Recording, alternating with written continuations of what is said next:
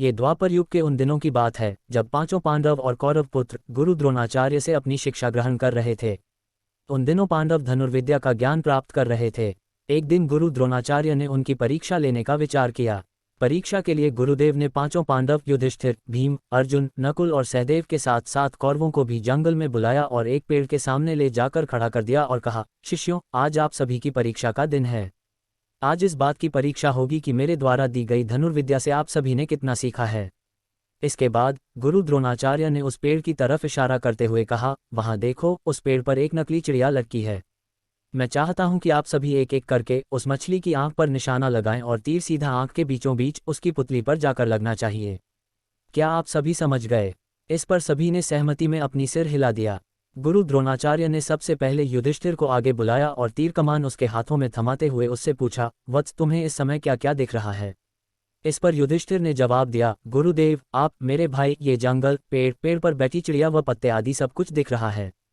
ये सुनकर द्रोणाचार्य ने युधिष्ठिर के हाथ से तीर कमान ले लिया और कहा कि वह इस परीक्षा के लिए अभी तैयार नहीं है। इसके बाद उन्होंने भीम को आगे बुलाया और उसके हाथों में तीर कमान थमा दिया। फिर उन्होंने भीम से पूछा कि उसे क्या क्या दिख रहा है। इस पर भीम ने जवाब दिया कि उसे भी गुरु द्रोणाचार्य, उसके भाई, पेड़, चिड़िया, धरती व आसमान सब कुछ दिख रहा है।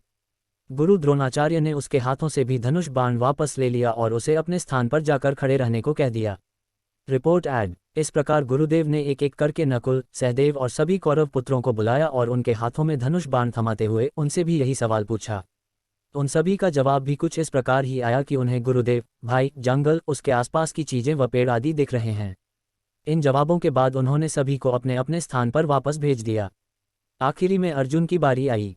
गुरुदेव ने उसे आगे बुलाया और धनुष बाण उसके हाथों में दे दिया।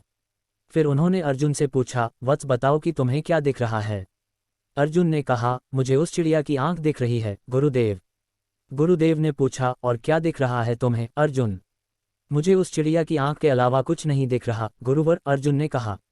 ये सुनकर कि अर्जुन चिड़िया की आंख के अलावा कुछ नहीं देख रहा, गुरु द्रोणाचार्य मुस्कुराए और कहा, तुम इस परीक्षा के लिए तैयार हो?